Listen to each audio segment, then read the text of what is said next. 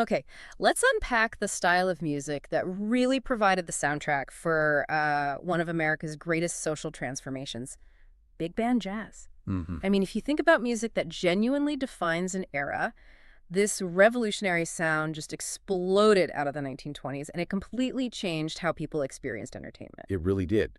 And to understand its power, you have to go back to its roots. Where did it start? The whole thing started in the early 1900s in New Orleans. Mhm. It was this melting pot where musicians were taking the driving energy of African rhythms. That focus on percussion and movement. Exactly. And they combined it with formal European instruments like Yeah. the trumpet, the clarinet, and the trombone. And that fusion created this, uniquely American sound we call jazz. And at first, it was still a pretty small scale thing, right? Played by little groups in clubs or marching in parades. So, what was the tipping point? What made this music suddenly get huge? It was simple supply and demand, actually, and it was driven by architecture. Architecture. Yeah. As jazz got more and more popular, the venues grew into these massive dance halls and huge ballrooms. A small five-piece band just couldn't generate enough volume. They'd get lost in the noise. Totally. You can't hear them over thousands of dancing feet. So the only way to get louder was to add more musicians, especially more horns. This constant need for more volume is what created the big band. So, once the band scaled up to that size, how did they solve the problem of organization? I mean, how do you keep 17 different players from just turning into musical chaos? Structure became everything. A standard big band is like a giant musical machine. It usually has about 17 musicians, and they're strictly organized into four key sections. Like a sports team, everyone has a very specific position. Precisely. If one person is out of position, the whole formation can collapse. So that structure is what gives it all that texture. What are the four groups? Okay, so we divide them pretty clearly. First, you've got the woodwinds, which are mostly saxophones. Okay. Second, the trumpets. Third, the trombones. And fourth, the rhythm section. And the numbers. Usually 5 players in the woodwind section, 4 trumpets, 4 trombones. The other 4 musicians make up that rhythm section. Piano, bass, drums, and, often a guitar. That is just a staggering number of people all playing these really complex parts at the same time, which means the conductor, the band leader, has to be right out front, basically acting as a traffic cop. Absolutely. The leader's job is so much more than just keeping time. They are the final authority, making sure everyone hits their cues and stays at the right tempo. Without that central control, the music would just sound messy. Let's talk about the foundation then. If the horns are the voice, the rhythm section is, well, it's the heartbeat of the band, right? It provides that steady, essential pulse. It is the heartbeat. They are the ultimate timekeepers. The drummer is responsible for the fundamental beat, but they also use the kit to add these exciting accents and rhythmic bursts that really push the energy. And the bass player, I've heard they do something called a walking bass line. They do. That's a great term. A walking bass line. What that means is the bass player is playing a distinct note on every single beat. It's almost like a steady, low-pitched march. So it's constant. It's constant. And those low notes are what connect the melodies from the horns to the rhythm of the song. If you take the bass out, the whole band just sounds disconnected, almost like it's floating. And what about the other two, the piano and guitar? The piano player is like the harmonic glue, adding chords and harmonies that fill out the sound. And crucially, they also get to step out and take solos sometimes. Right. And the guitar player often reinforces that steady timing. They'll play these short chords, we call it comping, on every single beat.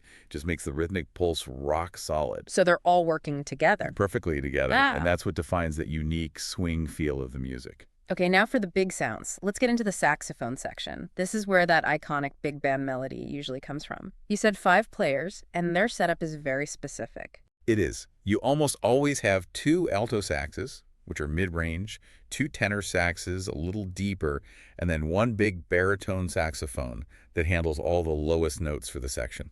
And here's the technical fact that always gets me. Saxophones are made of brass, but they're classified as woodwinds. Why is that? It's because the thing that actually makes the sound is a thin piece of wood reed. Ah, the reed. The player vibrates their reed with their breath, just like a clarinetist does. That little wooden reed is the difference maker. It gives the sax a sound that can be so much smoother and more vocal than a trumpet or trombone. And that vocal quality is key. Composers love them because they're so versatile. They can be incredibly smooth and mellow for a slow song. Or suddenly bright and powerful for an up-tempo part. And what's really amazing is how arrangers blend those 5 saxes together. It's a technique called voicing. Voicing. Yeah, they don't just write one melody. They stack the 5 individual parts so they blend perfectly. And when it's done right, it doesn't sound like 5 saxophones. It sounds like one massive unified instrument, almost like a choir. That's a great way to put it. Okay, now let's shift to just raw power. The brass sections, the trumpets and trombones, they provide the sheer volume. They deliver the punch, for sure. The trumpets are famous for playing those sky-high notes that just soar over the rest of the group. They are the definition of brightness in the band. And the trombones. Well, they use that long slide to change pitch, which creates this really smooth, flowing sound. Sometimes it can even sound kind of comical. And when both the trumpets and the trombones play together, they create those loud, explosive moments called shouts. I mean, we're talking serious volume. Massive volume.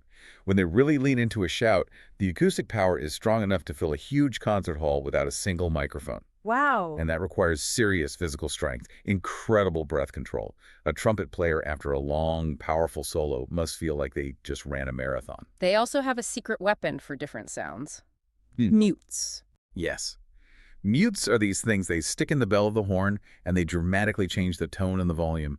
A mute can make a trumpet sound thin and buzzy, or mysterious and distant.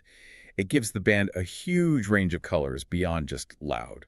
All that strength and precision is so necessary because the defining characteristic of this whole genre is the rhythm, the swing rhythm. This is what makes the music bounce. Swing is the magic ingredient. It's what separates jazz from other popular music of the time. We sometimes call it a lopsided pulse. Lopsided pulse, how can we visualize that? Well, if you clap along to classical music, you might clap 2 even beats. What? 1 and 2 and.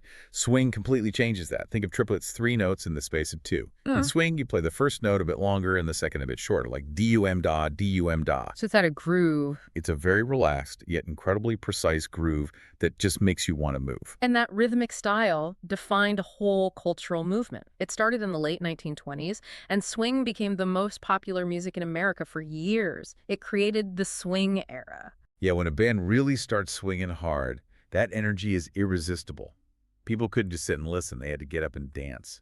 But, back to our earlier question, if you have 17 amazing musicians, they can't all just start improvising at once without it sounding like, well, a mess. Right. So how do they keep it so tight while still being jazz? That is the genius of the arrangement. The arranger is the one who writes the blueprint. They write down exactly what every single instrument is going to play at every moment of the song. So the arrangement tells the trumpets to be loud here and the saxophones to be soft over there. It makes the whole band sound like one giant polished instrument. It's the map.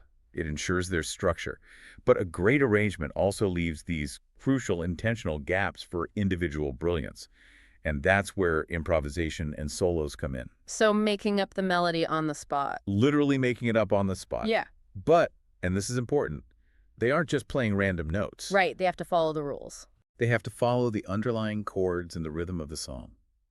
It takes immense technical skill and a deep, deep knowledge of harmony. And that's the personal part of the music. It allows a musician to express their own feelings within that strict framework. Exactly. And when a soloist is featured, the rest of the band pulls back. They play quietly underneath to support them, giving that one player center stage. Let's talk about the history, because this music wasn't just popular, it was transformative. The 1930s and 40s, the swing era, saw big band jazz become the single most dominant form of entertainment in America. It inspired a huge social shift. Cities built these massive ballrooms like the Savoy in New York, specifically to host thousands of dancers. And new dances were invented just for this music. The Lindy Hop, the Jitterbug, these were physically demanding dances created just to keep up with the speed and the bounce of the music. And this music gave people an escape during the Great Depression and World War II. It also helped break down social barriers in a way that few other things in America did. That's such a critical point. While society was still largely segregated, the big bands often were not. Bands like Benny Goodman's were among the first integrated groups, with both black and white musicians playing together on stage. Even in segregated parts of the country. Even there, the music really transcended the social rules of the time. And the growth of the big band sound was helped massively by new technology, wasn't it? We're talking about the radio and the record player. Oh, hugely. Radio stations started broadcasting live music directly from hotel ballrooms right into people's living rooms. It made bands famous overnight. and fans would rush out to buy 78 RPM records Those big, fragile discs. to listen to their favorite songs whenever they wanted. And think about the challenge of recording back then. Those records could only hold a few minutes per side, and you had the entire 17-piece band playing perfectly into one single microphone. It's incredible. If one person played a single wrong notes or even just coughed, the whole session stopped. They had to start the song over from the very beginning. The pressure must have been immense. A level of precision we rarely see today. And this popularity created superstars out of the band leaders. We have to mention the legends. Absolutely. You have Duke Ellington, who was, well, he was more than a leader. He was a brilliant composer. He didn't just write music. He wrote pieces specifically for the unique talents of his individual musicians. So he was writing for the person, not just the instrument. Exactly. If his star trumpet player left the band, that solo often went with him because the song was built around that specific player's sound. That's fascinating. Who else defined the era? Count Basie. He was famous for his incredibly tight, powerful rhythm section that just drove the whole band. And his piano style was minimalist. He used very few notes, but every single note he played had maximum impact. And then, of course, there was Glenn Miller, who had this massive mainstream success. Glenn Miller created a very polished, smooth, and highly melodic sound that became wildly popular all over the world, especially during the war years. He focused on precision and accessibility. So the leader had these huge responsibilities. They were musical geniuses, but they also had to be brilliant managers. The logistics must have been a nightmare. It was logistical chaos. They hired and managed 17-plus musicians. They chose all the songs. They negotiated tours, constantly traveling across the country in buses, playing a show every single night, then packing up and driving to the next city. It was an exhausting life. So what's the legacy of big band jazz today? I mean, the peak of the swing era has passed. It has, but its influence is everywhere. The structure of that ensemble is still the foundation for pretty much every high school and university jazz band today. It teaches students how to balance the discipline of reading a complex arrangement with the freedom of a solo. And you still hear those sounds, that powerful brass section playing a unified chord everywhere. In pop music, in big movie soundtracks, in musical theater, that sound is just one of the most powerful things in music. Ultimately, big band jazz represents this really unique blend of cultures and ideas. It fused European structure with the irresistible rhythmic energy of African traditions. It successfully combined strict organization with individual expression. It just reminds you that sometimes the greatest innovations come from combining two things that seem like opposites.